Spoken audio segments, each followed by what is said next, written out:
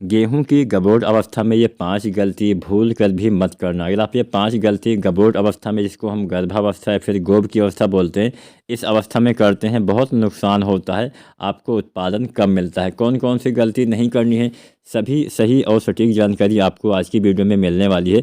तो पूरा वीडियो किसान साथियों देखिएगा। जो भी सवाल या सुझाव हो आप कमेंट कर सकते हैं।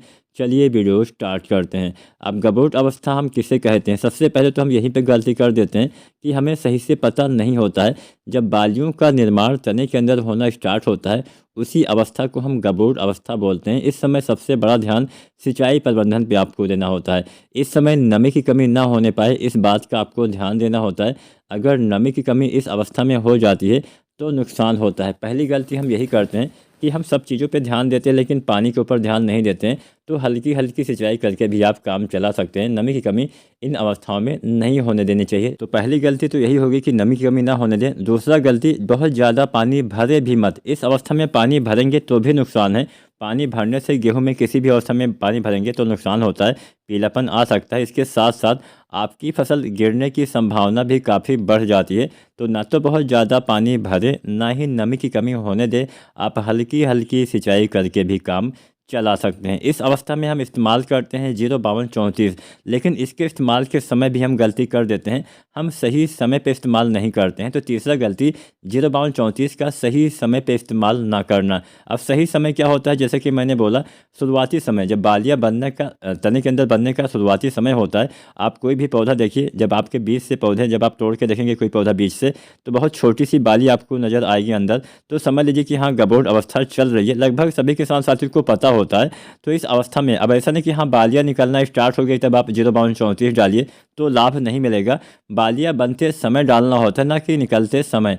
तो NPK 05234 1 से 1.5 किलो प्रति एकड़ के हिसाब से आपको इस्तेमाल करना चाहिए, अच्छा लाभ मिलेगा। अब चौथी गलती आप क्या करते हैं? चौथी गलती करते हैं, इस समय यूरिया खाद का इस्तेमाल कर देते हैं। बहुत जगह पे हमने देखा है, बहुत सारे किसान साथी ऐसा करते हैं, खासकर गांव देहात के किसान साथी। जब बालियां निकलना स्टार्ट होती हैं या फिर बनना स्टार्ट होती हैं, गबोट अवस्था से लेके और बालियां निकलते तक, मतलब निकलते समय तक, यूरिया खाद का प्रयोग कर देते हैं। इस अवस्था में यूरिया डालने से फ़ायदा कुछ नहीं, नुकसान ज़्यादा होता है। नुकसान क्या होता है भी आप पहले जान लीजिए। इस अवस्था में अगर आप यूरिया डालते हैं, आपके पौधे में फिर से बढ़वार स्टार्ट हो जाती है। कई बार पौधे की लंबाई ज़्यादा हो जाती है, जिससे आपकी फसल गिरने की संभावना भी हो जाती है। तो यूरिया आपको जितना भी डालना है 50-55 दिन के अंदर ही डाल देना है। उसके बाद यानी 50 दिन के बाद या 55 दिन के बाद यूरिया या फिर कोई भी दानेदार खाद आपको इस्तेमाल ही नहीं करना है। मान लीजिए बाई चांस नाइट्रोजन की कमी इस अवस्था में थोड़ा बहुत हो भी जाती है, तो उसके लिए आप कुछ चीज़ों का इस्तेमाल कर सकते हैं। आप यूरिया का स्प्रे भी कर सकते हैं। जब आप 05234 डालते हैं तो उसके साथ 1 किलो, 2 किलो, 2.5 किलो, 3 किलो, मतलब जितना आपकी फसल में पीलापन हो उस हिसाब से, वैसे 1, 1.5 या 2 किलो मात्रा पर्याप्त रहेगी। आप स्प्रे करेंगे तो भी कुछ मात्रा में नाइट्रोजन की पूर्ति आसानी से आप कर पाएंगे, पीलापन आपका हट जाएगा। तो चौथा क्या हो गया? यूरिया खाद नहीं डालना है।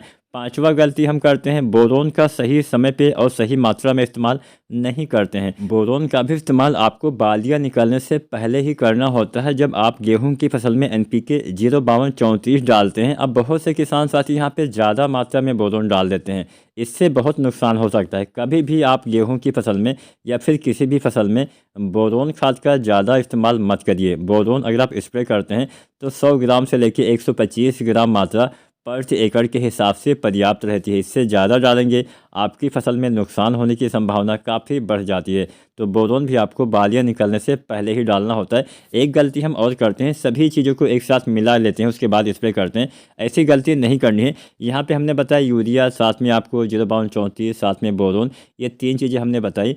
सभी का अलग अलग घोल बनाइए, उसके बाद टंकी में एक साथ डाल के आप स्प्रे करते हैं तो वो सबसे बेहतर तरीका होता है छिड़काव करने का। जब भी आप कोई स्प्रे करिए उस समय मिट्टी में उचित मात्रा में नमी का होना आवश्यक है। या तो आप बाद में सिंचाई कर दीजिए, या फिर नमी ना हो तो आप पहले सिंचाई करने के बाद ही कोई स्प्रे करेंगे तो वो थोड़ा बेहतर काम करता है। नमी की कमी में कोई भी खाद डालेंगे वो अच्छे से काम नहीं करेगी, उल्टा नुकसान हो सकता है। उम्मीद है आज की वीडियो, आज की जानकारी आपके लिए उपयोगी साबित होगी। वीडियो अच्छी लगी हो तो लाइक शेयर करें, और चैनल को सब्सक्राइब नहीं किया है तो SRJ किसान चैनल को सब्सक्राइब करें। धन्यवाद।